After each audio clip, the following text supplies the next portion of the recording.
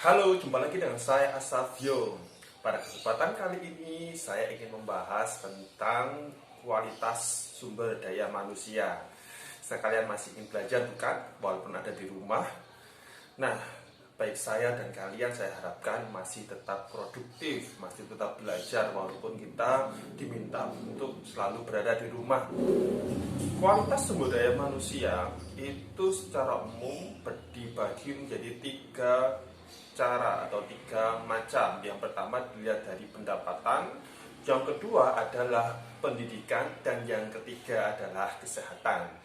Nah, bagaimana pendapatan itu mempengaruhi kualitas hidup manusia? Nah, kalau ada yang tahu, saya yakin pasti kalian sudah belajar di semester sebelumnya tentang sumber daya manusia.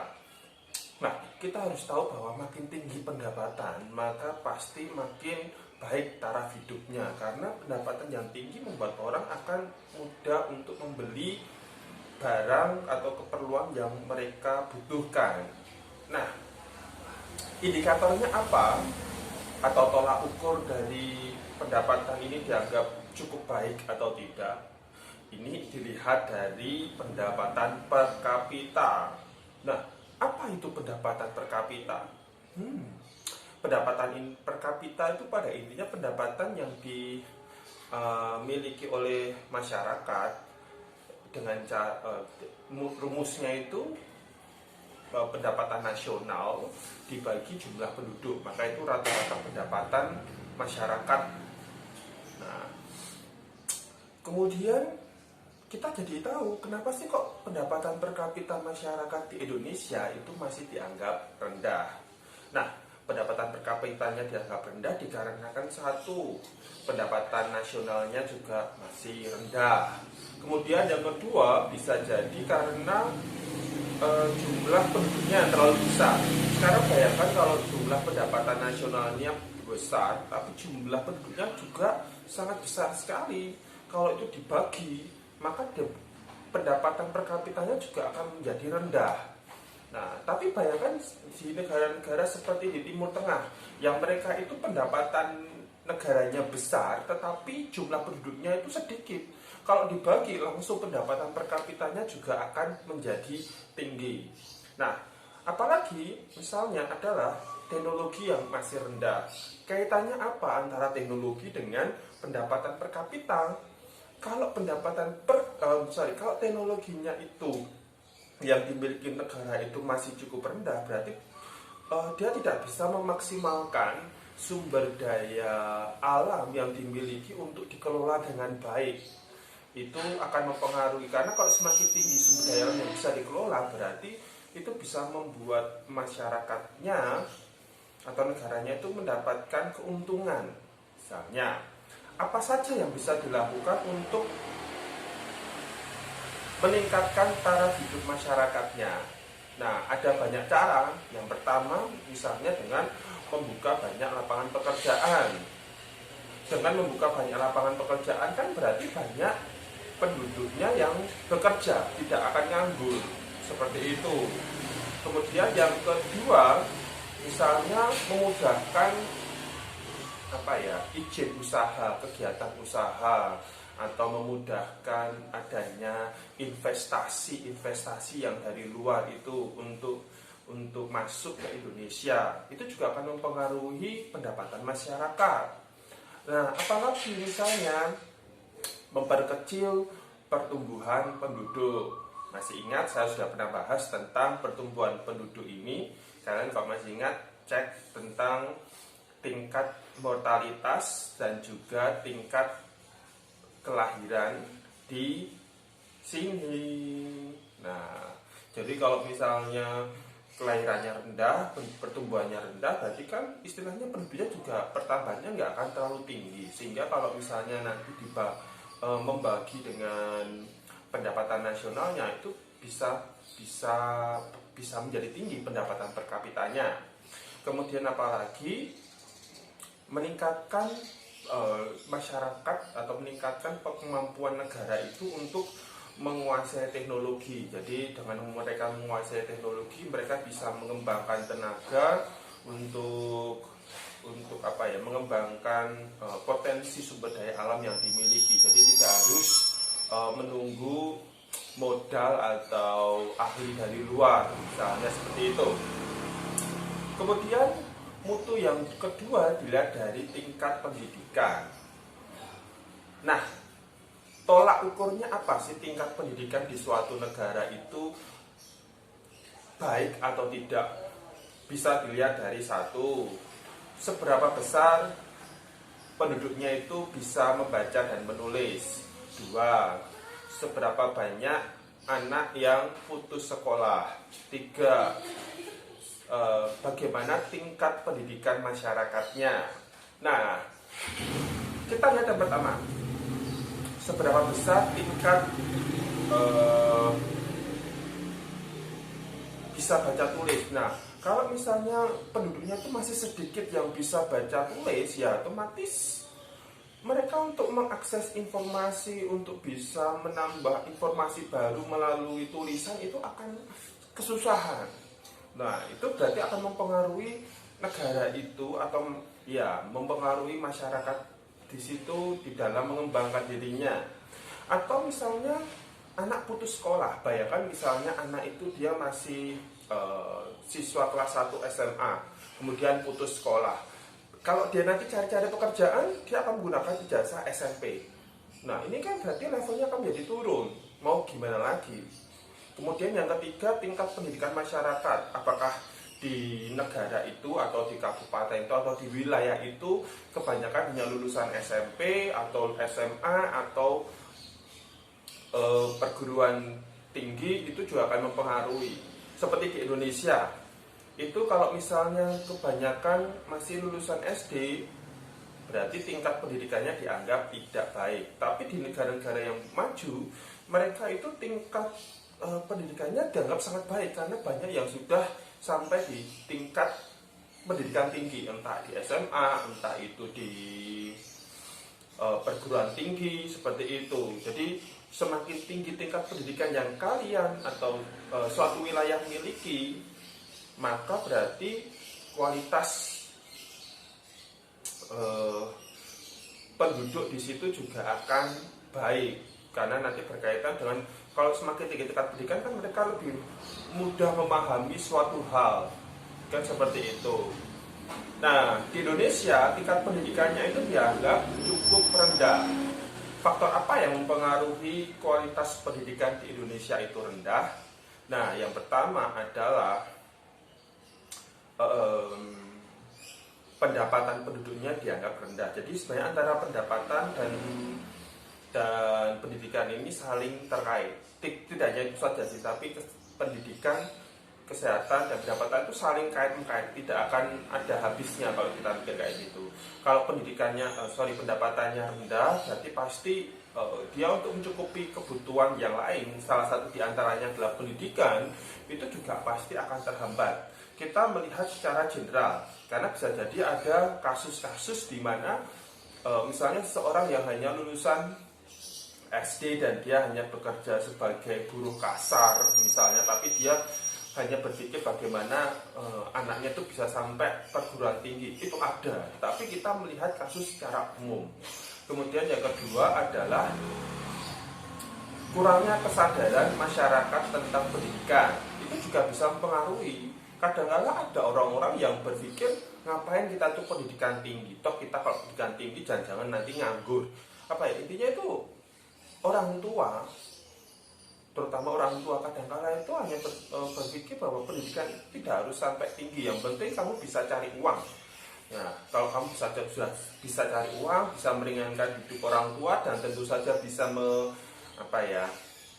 bisa mencukupi kebutuhanmu sendiri dan membantu finansial orang tua, ya itu sudah selesai. Kamu tidak perlu sampai S1, apalagi S2, S3, S4, S5, S6, S7. Sorry, cuma kidding. Nah, seperti itulah. Jadi itu bisa berpengaruh. Kemudian yang terakhir adalah karena faktor sarana prasarana yang masih minim. Saya masih ingat dulu di tempat teman saya itu ada istilahnya dia rumahnya di desa, tetapi untuk bisa sekolah di SMA itu dia harus pergi ke ibu kota kabupaten, yaitu jaraknya jauh sekali dan hampir tidak ada orang di desanya itu yang akan mau menyekolahkan anaknya ke situ, karena mau nggak mau pasti mereka harus ngekos seperti itu, nggak mungkin ditempuh pulang pergi karena waktu itu jaraknya sangat jauh dan di lokasinya tidak di Jawa tapi di luar pulau. Nah, artinya apa? Berarti sarana prasarana fasilitas ini tidak merata di semua daerah. Ini perlu dipertimbangkan. Nah, kemudian bagaimana upaya untuk mengatasi kualitas pendidikan di Indonesia yang masih rendah ini? Ada banyak cara. Yang pertama, itu misalnya dengan wajib belajar 9 tahun. Nah, wajib belajar 9 tahun, walaupun di beberapa kabupaten itu mereka ada yang sampai 12 tahun, itu dilakukan supaya pendidikan masyarakatnya itu bisa tinggi, bisa dengan tinggi, paling tidak itu sampai SMP, bahkan sampai SMA. Kalau sudah sampai selevel itu, berarti kan mereka kalau nanti mendapatkan informasi apapun itu juga cenderung akan lebih mudah. Kemudian juga pemerintah memberikan dana BOS atau bantuan operasional siswa. Biasanya bantuan ini bisa untuk macam-macam sih. Misalnya untuk membeli buku-buku pelajaran siswa, kemudian untuk membangun fasilitas gedung, atau untuk membeli alat fasilitas LCD, atau mungkin kipas angin, atau apapun itu, yang jelas itu untuk menunjang kegiatan pembelajaran siswa. Nah, kemudian juga bisa lagi dengan memberikan beasiswa bagi siswa-siswa yang tidak mampu. Itu ada. Jadi biasanya beasiswa, misalnya dulu di tempat saya pernah ada jatah begitu dari pemerintah berapa siswa yang akan diberikan beasiswa di sekolah itu. Nanti akan dipilih kira-kira siswa-siswa mana yang secara kemampuan itu cukup baik, secara kemampuan akademik cukup baik, tapi dilihat dari orang tuanya itu dia kategori tidak mampu seperti itu. Nah, nanti akan terus diseleksi dan sebagainya hingga akhirnya akan dipilih anak-anak yang benar-benar membutuhkan. Jadi tidak semua anak yang mengajukan beasiswa itu akan mendapatkan, tapi benar-benar akan dipilih apakah layak atau tidak. Kemudian juga ada lagi yang namanya kejar paket. Jadi kejar paket ini misalnya kejar paket A, B, C, ini adalah untuk orang-orang yang mungkin memang dulu tidak sempat untuk sekolah, tapi dia ingin mendapatkan pendidikan. Jadi akhirnya dilakukan kejar paket A, kejar paket B, kejar paket C. Nah, ini supaya mereka tetap mendapatkan pendidikan dan bisa mendapatkan ijazah seperti itu di luar sekolah formal tentunya. Nah, ada lagi misalnya dengan dilakukannya pelatihan atau training guru. Pelatihan atau training guru ini seperti apa ya? Intinya dari sekolah itu memberikan pelatihan-pelatihan terkait dengan kemampuan guru yang bersangkutan. Mungkin bisa terkait dengan bidangnya, mungkin bisa terkait dengan metode mengajar yang baru, terkait dengan sistem mengajar atau sistem mendidik yang baru dan sebagainya. Nah, biasanya itu sudah ada dalam setahun berapa kali, kadang-kadang itu ada baik yang dilakukan oleh Dignas atau pemerintah sendiri, atau itu dilakukan oleh pihak swasta. Kadang-kadang misalnya training ini juga bisa dilakukan mandiri oleh guru yang bersangkutan, dia ingin ikut sendiri-sendiri, atau kadang-kadang dia akan dikirimkan oleh sekolah itu untuk mengikuti suatu pelatihan di mana begitu yang diadakan oleh instansi swasta. Itu bisa seperti itu. Nah, berikutnya adalah perubahan kurikulum. Perubahan kurikulum itu misalnya sekarang ini kan kita menggunakan kurikulum 2013 dan edisi revisi tahun 2017. Sebelumnya itu ada kurikulum tahun KTSP 2006. Kemudian ada lagi tahun 1994 misalnya. Jadi ada kurikulum yang terus berubah. Kenapa sih kok harus ada perubahan kurikulum? Ya, karena zaman juga mengalami perubahan. Kadang-kala kita itu akan mengubah cara penilaian, cara penyampaian atau materi yang relevan dengan situasi zaman. Jadi Itu harapannya seperti itu, walaupun sering saya mendengar yang namanya materinya sama aja, cara ngajarnya sama aja, enggak. Tetapi memang intinya tujuan dari perubahan kurikulum ini adalah untuk menyesuaikan dengan perubahan zaman yang terus berlangsung. Kemudian juga kita cara yang lain adalah dengan mensupport, mendukung pihak swasta untuk mendirikan sekolah atau mendirikan semacam fasilitas pendidikan, karena tidak mungkin semua fasilitas pendidikan ini disediakan oleh pemerintah. Jadi kita tetap membutuhkan dukungan dari pihak swasta supaya mereka juga mendirikan pendidikan untuk membantu seperti itu. Nah, tingkat yang ketiga adalah tingkat kesehatan.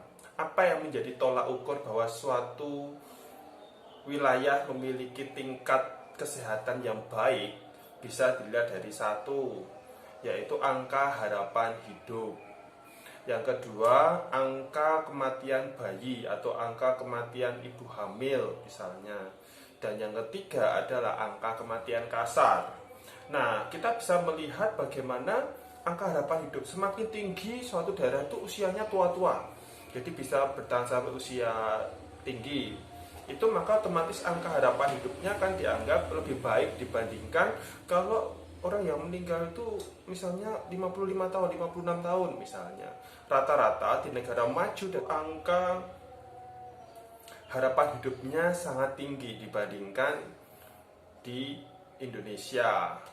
Nanti kalian bisa lihat dari data tabel ini, maka bisa dilihat bahwa tingkat kematian, tingkat harapan hidupnya itu sangat baik sekali di negara-negara yang maju, termasuk Jepang diantaranya. Nah, kemudian cara apa sih untuk meningkatkan kualitas kesehatan di Indonesia ini? Bisa dengan cara memperbaiki program perbaikan gizi. Caranya bagaimana? Ya, program perbaikan gizi ini misalnya salah satu diantaranya sih sebenarnya adanya penyuluhan itu bagian dari perbaikan gizi. Kira-kira makanan apa yang itu baik untuk pertumbuhan, untuk kesehatan misalnya, baik untuk lansia, untuk orang yang produktif atau untuk anak-anak seperti itu. Juga kadang-kadang dengan adanya bantuan beras misalnya. Jadi dari pemerintah itu banyak ada bantuan beras untuk keluarga masyarakat yang tidak mampu, karena memang di Indonesia itu mayoritasnya adalah mengkonsumsi beras, mengkonsumsi nasi, bukan beras itu masih mentahnya. Kemudian juga misalnya dengan pembangunan rumah sakit dan puskesmas di mana-mana. Jadi puskesmas itu tidak hanya di kota besar, tapi juga di kota kabupaten ada, mungkin di kota-kota kecamatan juga ada, seperti itu. Di tingkat desa juga didirikan puskesmas. Jadi tujuannya supaya kalau ada orang yang sakit itu bisa langsung tertangani dengan baik. Kemudian juga dengan adanya tadi saya bilang penyuluhan ini tentang makanan atau mungkin tentang kesehatan. Seperti sekarang ini ada virus corona dan masyarakat diberikan penyuluhan entah dari pemerintah, dari pihak swasta, dari televisi, dari media sosial, bagaimana cara untuk menjaga kesehatan, bagaimana cara supaya tidak tertular oleh virus, tertular dari orang atau terinfeksi virus corona ini. Ada cara-cara, itu termasuk contoh penyuluhan supaya masyarakat itu sadar, mereka bisa menjaga kesehatannya dengan baik. Kemudian juga menambah jumlah tenaga medis. Kalau misalnya rumah sakit ada, puskesmas ada, tapi tenaga medisnya itu sedikit, ya percuma, harus banyak juga. Nah, atau sebaliknya juga obat-obatan yang tersedia itu harus terjangkau, harus ada yang murah. Biasanya kalau itu dari pemerintah, mereka akan menyediakan obat murah yang namanya obat generik. Dan saya selalu pilih itu, karena biasanya kalau saya sakit itu pasti ditanya oleh dokternya, Anda pengen obat ini atau obat ini. Obat ini itu yang generik, obat ini itu yang buatan pabrik mahal. Biasanya seperti itu. Kemudian juga ada lagi penyediaan sarana air bersih. Kita tahu kalau kita mengkonsumsi air tapi airnya tidak bersih, ya itu juga bisa mempengaruhi kesehatan tubuh kita. Nah, jadi pentingnya air bersih ini adalah untuk menjaga kesehatan tubuh. Atau misalnya lagi adalah apa ya? Menjaga supaya kondisi lingkungan itu tetap bersih. Nah, contoh paling gampang misalnya daerahnya itu, kalau daerahnya itu tidak banyak sampah, berarti peluang nyamuk itu juga, atau air-air tergenang itu tidak banyak, suasana lingkungannya itu bersih, tidak lembab. Nah, itu kan peluang untuk terkena penyakit itu juga akan lebih kecil. Kalau peluang terkena penyakit lebih kecil, berarti peluang masyarakatnya untuk sakit, apalagi sampai meninggal, itu juga akan kecil juga atau rendah. Nah, sampai di sini ada yang mau ditanyakan? Saya yakin kalian sudah memahami bagaimana cara untuk mengatasi atau meningkatkan kualitas hidup manusia di bidang pendidikan, kesehatan, dan juga pendapatan. Saksikan saya di video-video yang lain dan itu semoga bermanfaat untuk kalian. Sampai jumpa.